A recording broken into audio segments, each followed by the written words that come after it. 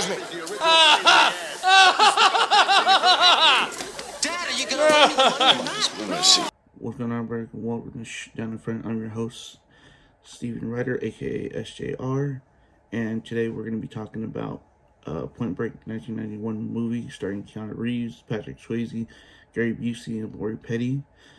It's an action crime thriller, and it features an FBI agent that goes undercover to catch a gang of surfers who may be bank robbers. A good synopsis of the story is Johnny Utah, Keanu Reeves, is a special agent for the FBI and gets partnered with Angelo Pappas, aka Gary Busey, played by Gary Busey, an experienced agent who is more than committed to his work. The two are asked to investigate the number of robberies committed from a group called the Ex-Presidents, who wear masks of former presidents Reagan, Nixon, Carter, and Johnson for the robberies. Pappas has a theory that the ex-presidents are a group of surfers and asks Utah to go undercover as a surfer. The problem is Utah couldn't surf to save his life, which is very true. That plus the two continuously being hassled by unpleasant and rough Agent Hart, played by John C. McGinley, with the help of Tyler, and then with the help of Lori Petty, a competent female surfer. Utah begins to gain the respect of local surfer Bodie, played by Patrick Swayze, and his group. Utah forms a close bond with Bodie, but the relationship between Utah and Bodie becomes limited when Utah suspects Bodie of his groups as ex-presidents. So that is a quick synopsis of the movie. I actually like this movie. It's one of my favorite movies. So, Point Break, obviously Keanu Reeves, Patrick Swayze. It starts off with the opening scene. One of my favorites is the opening scene when Keanu Reeves is going through FBI training, and then you just see Bodie surfing. So you kind of see where the two worlds are from. That's right, Johnny Utah ends up being in the bank robbery FBI division in Los Angeles, where he's on this case with Gary Busey, and the theory is that these bank robbers are surfers because they're only rob the banks during the summertime, and by the end of the summer they move on. So it's like they're basically going after the cash just to fund their summer trips, and they just follow the waves after summer. So they have Johnny go undercover as a surfer, where he meets Tyler to teach him how to surf, where he uses her death of her parents to get in with her and says that his parents died. And it was a way to get him involved, and so it worked. Built trust with her, taught him how to surf, and then that's when he met Bodie. Bodie ended up used to date Tyler, and they both so then he ends up becoming close with Bodie and his group once he learns that he wants to be a surfer, and the way he acts, they bring him into the group, and they start trusting him. So then once he's in a scuffle with some local surfers, he gets in a fight. Bodie comes and saves his butt, and he comes over and saves his butt. So then after Bodie invites him to a party in his house that night, and that's when he gets closer with them, where they talk about waves and how life is all about waves and choosing the right waves. It's the way of life. You have to become one with the waves. It's really philosophical stuff, which I really like, because for me, on the side note, that's what the ocean does for me. The beach is so calm. I don't know how to surf, not yet, but the beach and the ocean is just very calming, and it's a way of feeling stuff. But that's on a personal note, so we'll get going. So then later that night, they end up going night surfing, and they're like an adrenaline group. That's when Johnny starts figuring out they're all like adrenaline junkies. They like pushing stuff to the limit. These pictures at his house where they're jumping off, they're skydiving, doing all this crazy stuff. So then Tyler and Johnny start becoming a little closer, and they end up that night falling asleep with each other at the beach and waking up the next morning. So the love interest starts building there because she falls for him. Of course, being undercover. Well, at the same time, his bosses aren't liking that they're paying him to surf and just hang out all day at the beach. So then the next morning they go to a raid because there's that group that he got into a fight with. They go for a raid, and they go after him, and it's this guy named Warhead and some other like local crazy guys that are into like drugs and all that stuff. Ends up being a trap. They have a bunch of like a full armory in there, and so to save his partners, he makes a distraction and ends up saving the guy, but ends up being the wrong people because it just ends up becoming the wrong people because they were actually part of a DEA investigation that this guy that was at the house was being undercover for but that went sideways, and then the DEA got mad at Johnny for blowing a 3-month investigation and just all this crazy stuff. Basically, it wasn't them.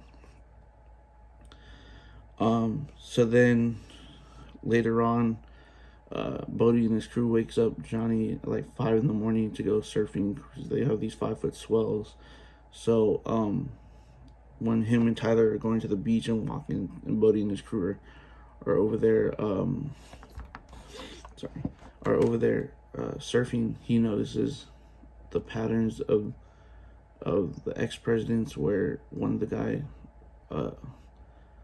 pulls his pants down and sticks his butt out or whatever, and so then he puts it all together that those guys are the ex-presidents, and then he tells his partner, goes back, he follows them, goes they're casing a bank and blah blah blah. So the next day they were waiting for him, and they end up robbing the bank, but Utah and his partner weren't paying attention, so they were going after them after the getaway car, and they almost get them, but they get away, and they get away, and it ends up being Utah and Bodie, who's dressed up as Reagan, on a foot chase. But then when they're chasing him, Utah hurts his knee from chasing him, and he's going to shoot him, but he chickens out the end, which is obviously he's falling for Bodie. He's not falling for him, but he's made a connection with him, and he thinks he should. He feels bad because he knows he's supposed to do his job, but he doesn't, so he lets him get away. Moving on towards the end, they go get him. They go skydiving for their last big trip of the summer, and what ends up happening is after they go skydiving, Bodie pulls Johnny off to the side saying, "Hey, look, we have Tyler. We need your help doing this last. We're gonna use you to do this last job. If you want to see Tyler alive, you have to get me into we're gonna fly into Mexico safe, and then once I'm safe, Tyler will get released." So they end up robbing another bank where an undercover cop tries to save the day, ends up dying, and so does one of the ex-presidents. They get away, and they end up leaving Johnny behind, and he ends up getting arrested, or he's arrested by the FBI or whatever, talking about they're charging him against it. But anyways, so they go after him. So him and his partner end up going after him at this airstrip, where there ends up being a gun battle because he's trying to defuse the situation just to get Tyler. but that doesn't work. They end up getting on the plane. His partner ends up getting shot and dies, and one of the presidents also gets killed, and the other one's injured. So it's the three of them on the plane. They fly over, and they fly over to Mexico, where they're supposed to be gonna jump and land, and that's where they can release Tyler and all that. So what ends up happening is they do jump, and then when they jump, it's just Bodhi and Roach end up, who's already almost dead, jumps off the plane, and they go after him. So then Johnny's like stuck. He's saying screw it, ends up jumping out of the plane without a parachute, and dives down and lands on Bodhi. And he pulls the cord, and they're wrestling together and blah blah blah. And he has to let him go because the only way Tyler's going to be free and safe is if he gets away. So he gets away. They get Tyler. Tyler comes to Johnny. They're together. Then it ends up breaking forward about a year later, where you see Johnny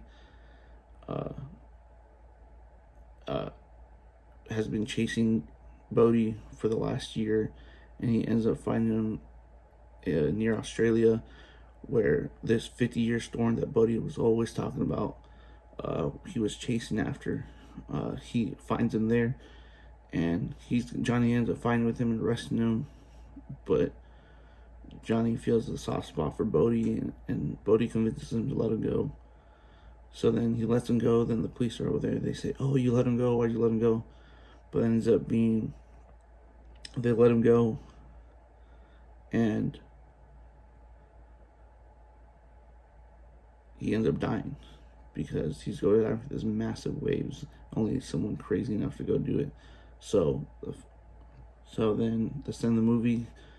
Johnny Utah just throws his badge and forgets about that life of being an FBI agent, and that's it.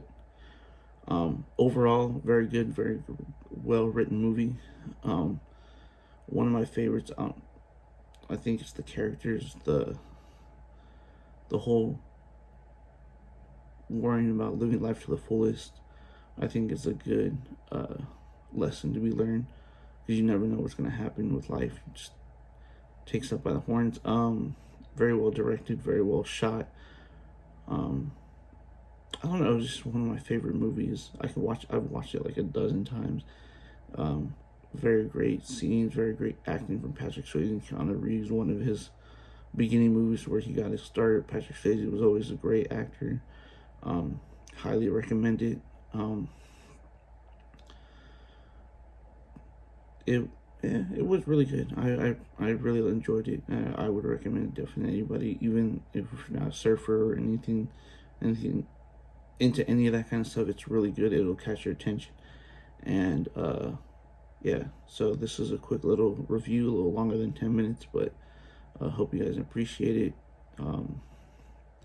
Yeah, let me know what you guys think. They did do a remake of this. Like, it was honestly complete garbage. So I might do a trash review on that one. So we'll see. But I appreciate everybody for listening, taking the time. Down in front.